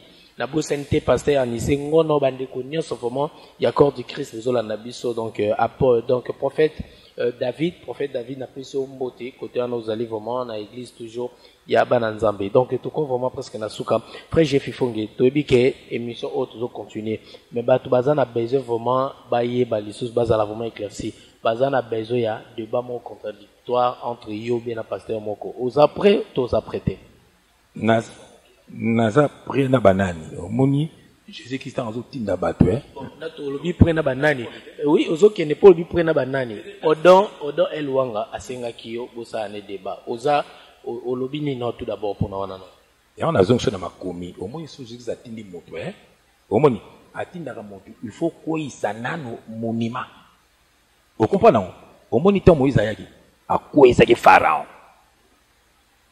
omoni akoisa ki pharaon. Parce que nous comprenons, Jésus est un sacrificateur, roi mage, banani, parisien, scribe, aveugle. Alors, on a peuplé, alors on a bango.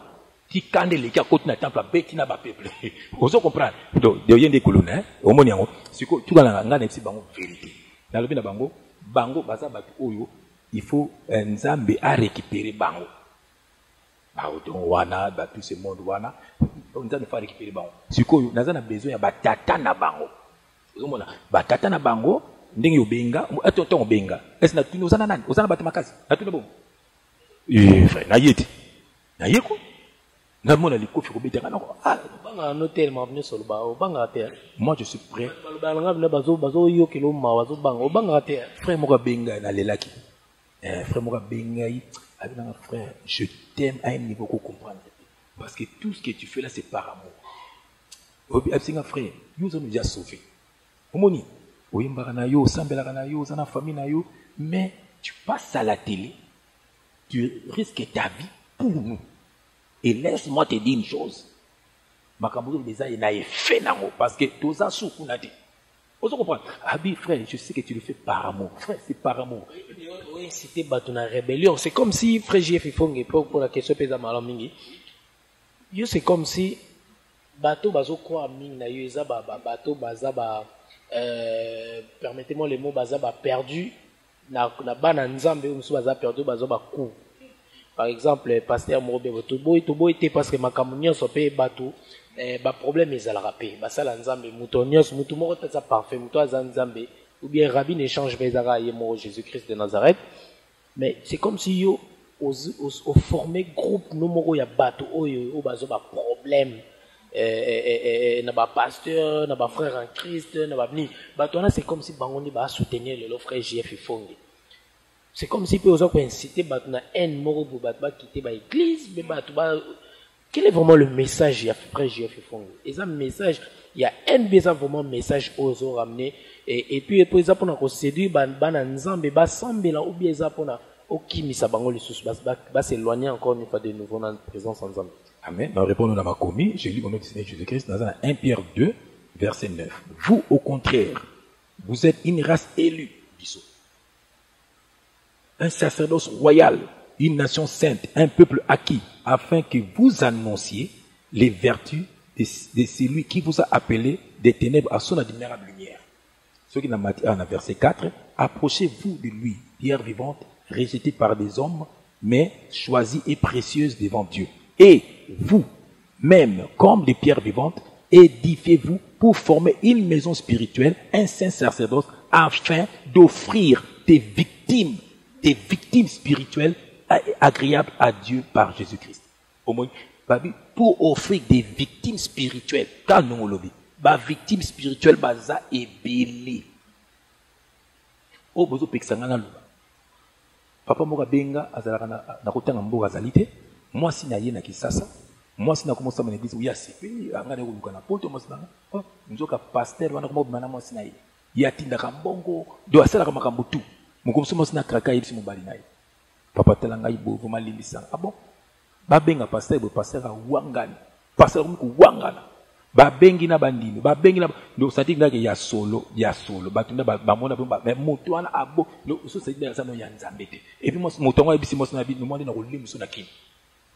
Oso mona makamba, siko bino so makamba boye, tito lobate, eza nango problème ité, ata ba beti biso, ata ba fingi biso, on est jugé point, nzoka na jugé point ba binini. Omoni ceux qui mutaza na pai na lisu na afo longola mutunga pai, longa no poutre eza na lisu na yo. Donc mutu masuma côté yo muta masumu te, mais la Bible dit l'homme spirituel est juge de tout. Moi je suis un juge de tout et je vous parle en tant que serviteur de Dieu. Boze nzambete bolobela papa na bino, ngala moni banganga bolobela papa na bango, mais pourquoi bozo batema na sema ya papa ya baninga? Ba pagan batoniama. Papa na bino zo silika, bolobela pour sa publicité na ye. Pour sa publicité na ye. Botika papa ya baninga. Omoni nga kona sobete ko, so tali bien. Batebele bazana ba église wana bâtiment ba bongwana te. Omoni lelo oyo ser moko bisinga ya. Ano samba na église moko. Na kati église wana pasteur abalo lingo bimana ye. Yazo lingate. Pasteur atindele mobali na ndenga kindoki. Bakutena mobali boye na vi. Nzo na ndenga kindoki ba tindaki. Oyi ba botina mutola mona mutola suluka bo mamwana. Mama wana kimi. Omoni akimi. Deuxième fois sous pasteur pese mobali musu ya ndoki. Abotne pe su mwana. Tout l'anga ni frère. Mwana wana amelaka mai na libumo. Ozomona mwana mama wana akima église donc banda koma na ndako. Akoma ko sembela na ndako. Frère, nzambe abikisa mwana wana na ndako s'il vous plaît. Na ndako. Parce que tout un nini drapeau les aller entre temple d'une les idoles. Frère, nzambe ko nga nazo mema batu bakoma papa galote batu bakoma penda dans le Seigneur batu balinga Jésus Christ na motema moko bien aimé na journée na yoza na jour moko za la ranger une prière bien aimé zala muta prière na tongo sambeli na midi au sambeli na ba 4h du matin ou 3h suka grâce nzamba ko sala yo zala muta prière tambola na sembo nzamba ko solo grâce ata beaucoup na baninga le botel bozala ndako muto le bitam susu bozala ndako muto wala il a dit là où Dieu ou toi sont ensemble à mon nom je suis là le ba kompa pesa no ba carte ba membre to ba carte ya babo.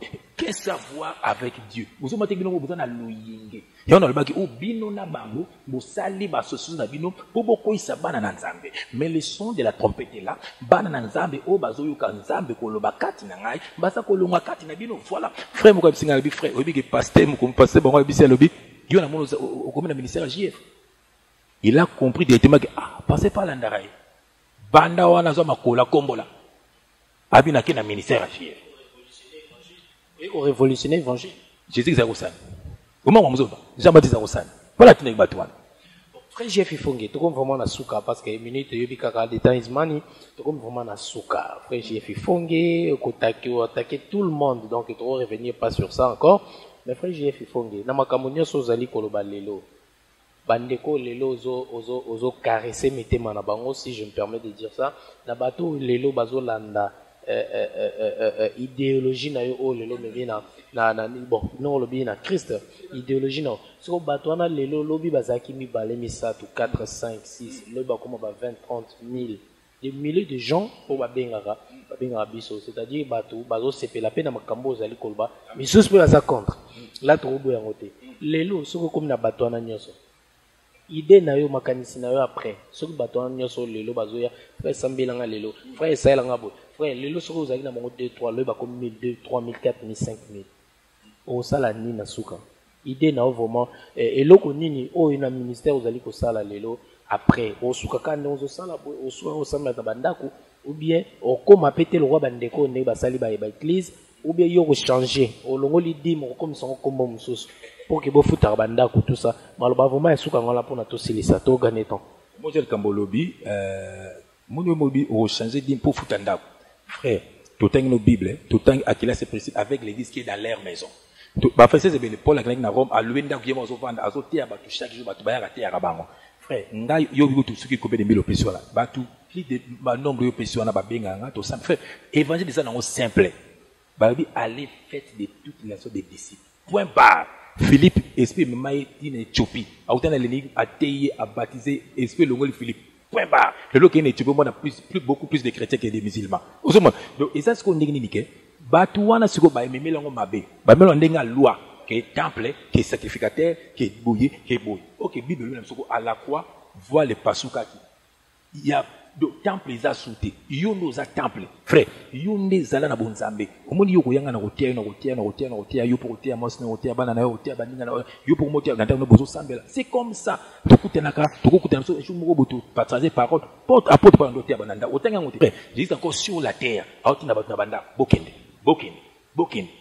zomo batu wana ba frère baza makasi na parole oyebi baza makasi zomona surtout na balang moko na giabe aingola néerlandais donc assez dur na ba belge zomona frère on a vu ça binoko batwana tout ils ne sont pas de Dieu zomona ngai na so attaquer tout le monde était pas je sais que les vrais enfants de Dieu sont là c'est quoi oui bangote pourquoi parce que basambela na bango ndako oui bangote baza pe na tina baleka na TVT et puis nga na liki na TVT pona yebana na liki na TV na permission ya nzambe. La preuve, exact que pour na au ça l'église, parce que minga mon appelle dire les lozo c'est Dieu, bah toi na pour que le pour ça l'église, il y a stratégie, il y a idéologie quoi. Mais l'église c'est toi qui seras enlevé. Christ a dit il va venir chercher son église, donc son peuple. Et ça va bâtiment te ba kosa yo. Tu sais belem suna ba chini, suna ba waptanga ko ya to ko mamoko, do yemo tete biso za membre nzoto na ye. Vous question moi babi pourquoi ni frère Jeff Fongue balbiso ozo le cannabis mission il faut qu'on ba comment ba titre na C que au ex musicien ya Koffi Olomide pour na osala succès ou jamais rôle kana kuna nino moko pourquoi ozo tamulaka na kombo ya Koffi Olomide non tout d'abord pour que ouais est-ce que yo komaki on ah mon tiko ngana émission ngana komaki ngote la titre na sala komaki ex musicien ya Koffi Olomide mais Lelo na ata sur plus de 40 000 vues déjà et l'équipe a plus de 40 000 vues même pas un mois na mona yango tout ça na yo mais pourquoi ba biso ta mona komba Koffi Olomide faut komaka ex misa Koffi Olomide pourquoi omeli ba kosi muta komaka ex misa Koffi Olomide ezali moto to sala na mission bala liboso aligne ndonga omoni aligne ndé muta komaka bongo santu nanga omoni alima komango soute tala ba bémission tout ça alima komango bato ba komango ezanga te bosko yo kuto zobanga ka po batie komba GF bongo bato ba komaka il répond à GF ifonge to ba baloka siki na simananga au comprendre donc tale belé monsieur comment j'ai na bango na telle neti o ya uti Afrique sur mobile ya sœur na biso prince ya yena autant communauté pour soutenir za natanga kombo na epo lobby yepe abana ministère maman ko mapeo pour alobi o abana za bana neva moi j'ai des enfants à la maison moi na neva belote bien c'est l'assemblée la caméra on diriger batute lokuta la lokuta yoga français belo loga mundele lokuta la lokuta fait na la sous appel comme c'est au bang un peu français na nan et les autres 600 pour qu'on vous séduise pas et les 600 bon on doit voir na ba verser na ba abungi na ba verser yemo batu ba bengi asengi batu pardon mais awa na TV ko wangana ozomona ye alobi ke ba bengi na batu akazare make ba bazo ya ko sa émission ngati frère ndenge na zela ki appel na ye je te dis vrai batu akazare ba komela kinga na répondre ki bango tenga na salaka c'était ça na moni ki ba komela kinga ozomona na répondre ki bango te sikoyo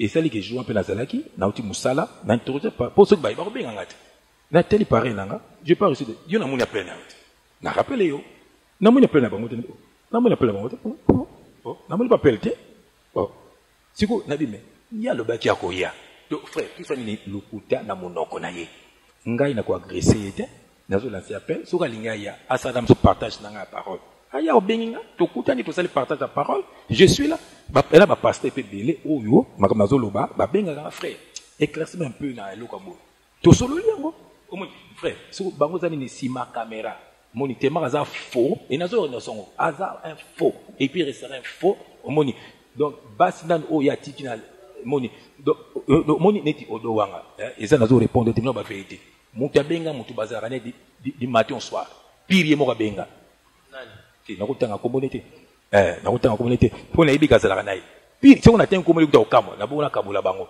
ayibi singa libi frère JF tia ke ko répondre na kamo tia répondre nga na kamo nga zara na nga na ye ozomona aza paye to solo la na ye makam to solo la ka makam to salaka donc aza ne mo tia ke ko répondre lo nga mona tega na bi atala na mo mule batola basi na bango bayibi ke baba pagano basi na bango ozomona menga mos na nga ibinga na za un enfant de Dieu tout fait. Moi, maman, te donner ce bon bali naï. Faut moi là. Te basala ka bongo te. Bongo din sa maman wana. Ozomona. Moi ça tout ça mettre en kelba. Pas tu baké, yona ke ko démentir makam. Oka lobaki déjà. Azam tali bo mate. Ake pe ko démentir ko ba lobeli. Et puis ma tout ça me frère. Soit que ake bato mkelanga boya moi soana. Soit yema bi so mi ko boya reverser. Azo mutu ko azo beje avane ka rapona Sony. Omoni poka akanga lokwa. Merci beaucoup, frère Jeff Ifungi. Nous sommes vraiment arrivés à la fin de cette émission. Batonyama ba pagano, bokende en fer, batonyama bandeko yanga. Bible bien, ba uta likolo ba uzonga likolo. Ata bazana bino ba kolongwa un jour. Déjà si ba boni kolongwa. Ba kotika la bino na bino li fait la propre. Mais on a ba kolongwa. Merci beaucoup. Merci beaucoup, frère Jeff Ifungi.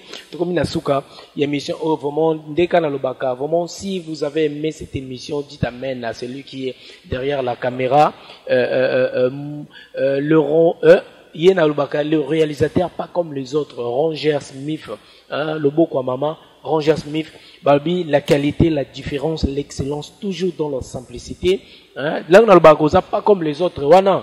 Batwazo comprendre pourquoi ça pas comme les autres, c'est-à-dire le professionnalisme, et puis balobi aux arts réalisateurs, mais au niveau comme le rôle la star quoi, parce que le réalisateur a sa star na image, tant que image au monde les gens baza quoi apprécier, et puis même frère JF Ifonge là a moni à CPL, frère JF Ifonge to comme na souka vraiment passer message mon na peuple de Dieu bazolano oui message non na Kinshasa na Molière télévision bat balanda ki bat sepeli ya mingi na Kinshasa mais troisième partie zali to kolobela sur makamba na Kinshasa mingi ba benga nga pona Kinshasa nire ba loke batu na ba jeûne et prière batu ba komi ba jeûne et prière ya ko sakana te batu Kinshasa ba pesa nga message babi le bala frère JF wana vraiment alobela biso sur na bo tanga ba kombe belé naza ko inciter ba tout mais ba bi bo lobela biso pona ba jeûne et prière na Kinshasa comme on dirait et comme on dirait ya koloka même mutu po akende kozwa musala ya $30 il faut ça lango ba jeûne et prière belé pour muta sala voyage ba belé ba te belé bazo kufa pona ça nini Ah, omoni yango. Omoni bo comparer makambo mokilo na makambo bonzambe te. Bato omoni frère, omoni lo soki omoni ba mi lukela makambo. Tant on sali temple ya, il faut foutre yango, il faut so batu peta bazo ya ba mona pe makambo zo changer. Donc na ndenge nini ke, il faut pe le loyo, o sali jeune, le loyo, o sali boy, le loyo. Beaucoup na ba blo mo so bino bo mo sala. Wana tolobela ngo na 3e émission oyo nde to préparer ki yango tolobela sur ba vie ba pasteur le nde to mona makambo belé. Tu as besoin de la jeunesse consciente. Mona na yoki, moka boma mona na bakenda ki na kola ngomba. OK, bibi quand zo bela ngomba ezande prière, bon bakimela na ngomba ya solo. Je ne moi na kufa. Tolobela ngo frère Jeff il faut une émission il y a 3e émission ya ligoya. Moi liloba ya suka pour na peuple de Dieu et puis na clôturer émission. Oh, soki pe ozala moi ba frère ba sœur ba soutenir yo ko ko pesa bango ta bambote ezala ngo mabete l'émission pour na encourager bango pour na clôturer émission lelo. Nous ne sommes pas là pour tous se glorifier. Nous ne sommes pas là pour nos frères, nos sœurs. Non, nous ne sommes pas là pour ça.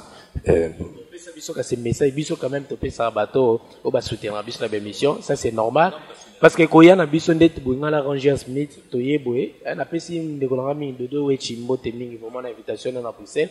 Il y a qui au fait biso batalis vraiment c'est cher. Il y a aller-retour 400 € quand même les belé, ba chambre, bani tout ça. C'est ça vraiment.